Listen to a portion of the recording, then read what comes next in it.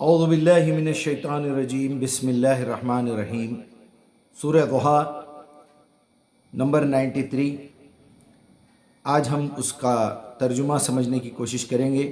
والضحیٰ واللیل اذا سجع ما ودعک ربک وما قلی وللآخرۃ خیر لک من الاولی ولسوف یعطیک ربک فترضی الم یجدک یتیما فآوی ووجدک ضالا فہدی ووجدک عائلا فأغنی فَأَمَّا الْيَتِيمَ فَلَا تَقْهَرْ وَأَمَّا السَّائِلَ فَلَا تَنْهَرْ وَأَمَّا بِنِعْمَةِ رَبِّكَ فَحَدِّثْ۔ یہ صورت مکے میں نبی صلی اللہ علیہ وسلم کی نبوت کے ابتدائی دور میں نازل ہونے والی صورتوں میں سے ہے، جس طرح کہ ہم روایتوں میں پڑھتے ہیں، تفسیروں میں پڑھتے ہیں، اور سورہ کا موضوع اور متن بھی خود گواہی دے رہا ہے کہ سچویشن کیا ہوئی ہوگی۔ یہ بھی ایک جوابی طور پہ اللہ سبحانہ تعالیٰ کی طرف سے آئی ہوئی صورت ہے۔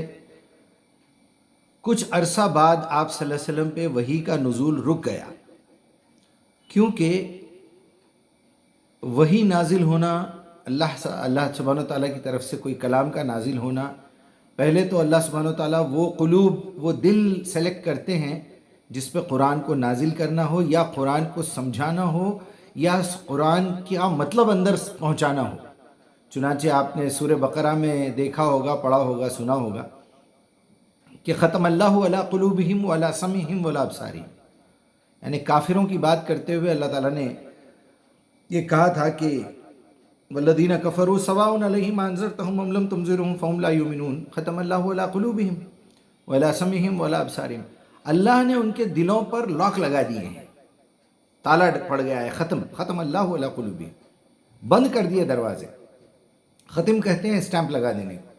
آپ کو یاد ہوگا جب کوئی چیز پوسٹ میں بھیجی جاتی تھی تو اس کو ریڈ کلر کا لاک لگا کے اس پہ اسٹیمپ مار دیا جاتا تھا کہ اب سیلڈ ہو گیا ہے یہ۔ اور ایون ایک پیپر پہ بھی جب کوئی چیز ٹائپ ہو جاتی ہے، آفیسر کا سائن ہو جاتا ہے، اس کے اوپر اسٹیمپ لگ جاتا ہے، تو اس کا مطلب یہ ہے کہ اس لیٹر کے اندر ایک حرف کا بھی ایڈ کرنا یا ایک حرف کا بھی نکال دینا یہ جرم ہے۔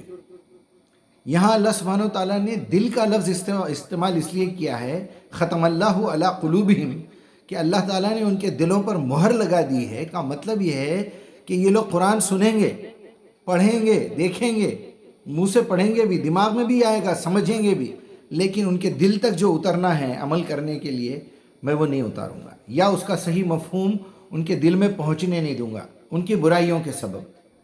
آپ جھوٹ بولنا چھوڑیے، آپ کو قرآن سمجھ میں آنے لگے گا۔ آپ دل سے نفرت نکالیے، دل سے شرک نکالیے، اللہ کے علاوہ کسی اور کو زندہ مت سمجھیے، آپ کے دل میں اترے گی قرآن۔ یہاں اللہ تعالیٰ نے باضابطہ قسم کھائی ہے کہ والضحیٰ، کہ قسم ہے روز روشن کی، صبح کی قسم، کیونکہ یہاں کفار کا جواب دینا تھا کہ جب نبی صلی اللہ علیہ وسلم پہ وحی کا سلسلہ تھوڑے دن کے لیے رکا، کیونکہ آپ کے قلب اطہر پر، قلب مبارک پر جو آیتیں نازل ہوتی تھی، اگر آپ انگراونگ کا لفظ سمجھتے ہیں، کانچ پہ جیسے لکھوایا جاتا ہے کمپیوٹر کے ریزز سے، لیزر سے، سٹیل پہ لکھایا جاتا ہے آپ کا نام کی چین بنانے کے لیے، بورڈ پہ جیسے آپ باہر نیم پلیٹ لگاتے ہیں، اس طرح آپ کے قلب مبارک پر یہ آیتیں لکھی جاتی تھی، تو ظاہر بات ہے زخم بھی ہو جاتا تھا۔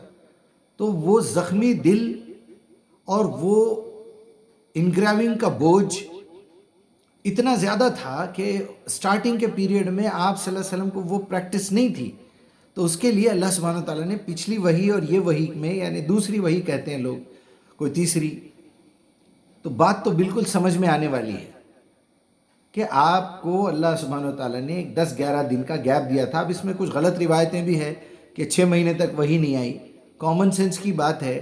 اللہ سبحانہ تعالیٰ نے جو ہے 40 ایئرس میں نبوت دی ہے، اس کے بعد جو ہے قرآن نازل ہونا شروع ہوا ہے، 23 ایئرس میں پورا کرنا ہے، کمپلیٹ کرنا ہے 6236 آیتوں کو۔ تھوڑی سی عقل رکھنے والا بھی یہ سمجھ جائے گا کہ آلریڈی نبی صلی اللہ علیہ وسلم کے پاس ٹائم کم ہے۔ 23 ایئرس میں آپ کیا سمجھتے ہیں اتنی بڑی کتاب آپ کے دل پہ اترے؟ اور خود اللہ سبحانہ تعالیٰ اس بات کا ثبوت دے رہے ہیں قرآن میں،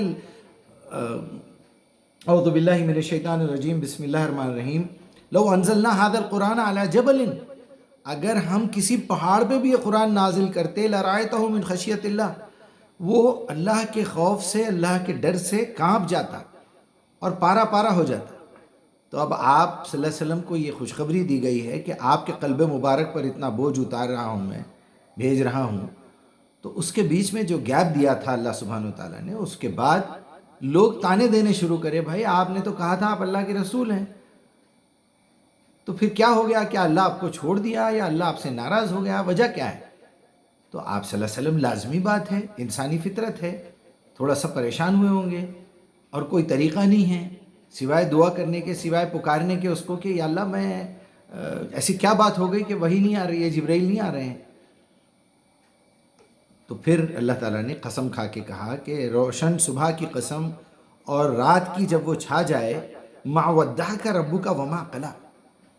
دعاک کہتے ہیں عدو، دعا سے ہے کہ بھئی آپ کا رب آپ سے، آپ کے رب کو آپ کے اس سے کوئی دشمنی بھی نہیں ہے، اور نہ ہی آپ کو اس نے چھوڑا ہے، ایسے ہی بے سہارا نہیں چھوڑا ہے۔ یہاں ترجمہ یہی ہے تفہیم القرآن کا کہ اے نبی، تمہارے رب نے تم کو ہرگز نہیں چھوڑا اور نہ وہ ناراض ہوا۔ وَلَلْآخِرَةُ خَيْرٌ لَكَ مِنَ الْأُولَى، دیکھیے اب آنے والا زمانہ یہ زمانے سے بڑا بہتر ہوگا، بہت ساری وحی آنے والی ہے آپ پہ۔ وَلَسَوْفَ يُعْطِيكَ رَبُّكَ فَتَرْضَىٰ، اور عنقریب تمہارا رب تم کو اتنا کچھ دے گا کہ تم خوش ہو جاؤ گے۔ یہاں لوگ اس کا غلط مطلب نکالتے ہیں کہ اللہ تعالیٰ تم کو بہت کچھ دینے والا ہے، یہ 100 مرتبہ پڑھو وظیفہ نوکری مل جائے گی، یہ پڑھیں گے تو قرضے ادا ہو جائیں گے۔ یہ جہالت ہی نہیں بلکہ بہت بڑا کفر ہے کہ قرآن کی آیات کا غلط مطلب نکالنا، غلط مطلب لوگوں کو سمجھانا، اس کے بعد اس کو وظیفوں پہ لگا دینا۔ یہاں پریکٹیکلی بات ہو رہی ہے، ہم کو تھوڑا سا خیال ہونا چاہیے ہمارے لوگوں کو کہ یا اللہ یہ چیز تو ایسی ہے کہ مجھے دعوت کے ٹائم پہ کام آنے والی ہے۔ اگر میں کبھی بیمار پڑ جاؤں، دعوت نہیں دے سکوں، کسی گاؤں چلے جاؤں، کسی اور مصروفیت میں ہو جاؤں، تو لوگ مجھ سے پوچھیں گے کیا ہوا بھائی آپ کی دعوت کا کام؟